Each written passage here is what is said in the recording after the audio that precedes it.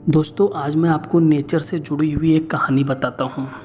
एक बार एक गांव में तालाब किनारे एक बहुत बड़ा आम का पेड़ था। उस गांव में एक छोटा बच्चा चेतन नाम का था। चेतन ने उस पेड़ के नीचे हर दिन स्कूल के आने के बाद खेला करता था। चेतन पेड़ के चारों तरफ दौड़ा करता था, खेलता था और थक जाने पर कभी कभी पेड़ की छांव में सो जाता था। वह उस आम के पेड़ को बहुत चाहता था और वह आम के पेड़ से बहुत प्यार करता था।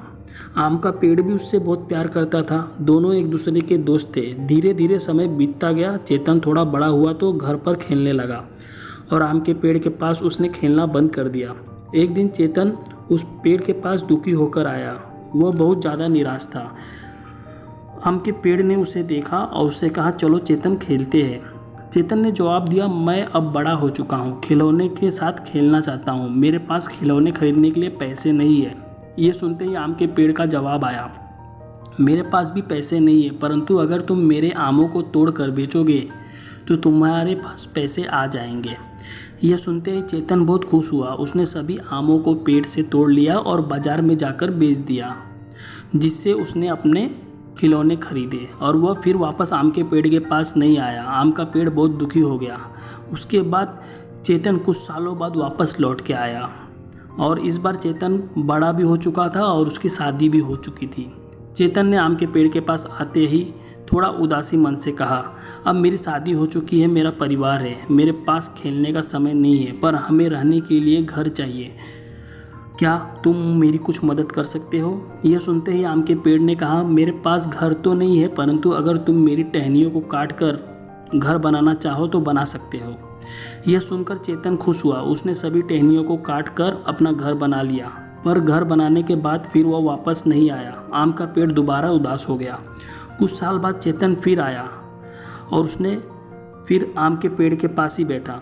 आम के पेड़ ने चेतन से कहा, चलो चेतन खेलते हैं। चेतन ने कहा, अब मैं काम कर कर के बहुत थक गया हूँ।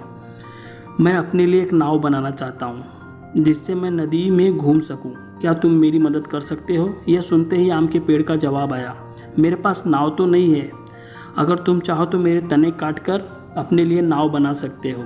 यह सुनकर चेतन खुश हो गया और उसने उस पेड़ के तने काट के अपने लिए एक नाव बना लिया। फिर उसके बाद वह वापस नहीं आया। इस बार आम का पेड़ फिर उदास हो गया। फिर कुछ सालों बाद चेतन वापस आम के पेड़ के पास आया। आम के पेड़ ने कहा, चेतन मेरे पास तुम्हें देने के लिए अब आम भी नहीं है। चेतन ने कहा, मेरे पास अब आम खाने के लिए दांत भी नहीं है। आम के पेड़ ने कहा, मेरे पास टहनियाँ भी नहीं है जिससे कि तुम खेल सको। चेतन ने कहा, अब मैं बूढ़ा हो चुका हूँ और ना मैं चल सकता हूँ ना खेल सकता हूँ। तब उस आम के पेड़ ने कहा, मेरे पास सच में कुछ नहीं है तुम्हें देने के लिए जड़ों के अलावा। चेतन ने कहा, मैं अब अपने जीवन से थक चुका हूँ, मुझे बस आराम करने के लिए एक जगह चाहिए। यह सुनकर आम के पेड़ ने कहा, आराम करने के लिए पुराने पेड़ों के तनों में सुकून मिलता है। यह सुनते ही चेतन पेड़ के नीचे आराम से सो गया। यह देखकर आम के पेड़ को बहुत प्रसन्नता हुई। दोस्तों इस कहानी में आम की पेड़ की जगह अपने माता पिता की कल्पना कीजिए। यहाँ आम का पेड़ हमारे माता पिता को दर्शाता है। हम जब छोटे थे तो अपने माँ बाप के साथ खेलना पसंद करते थे, बड़े होने पर उन्हें भूल जाते थे।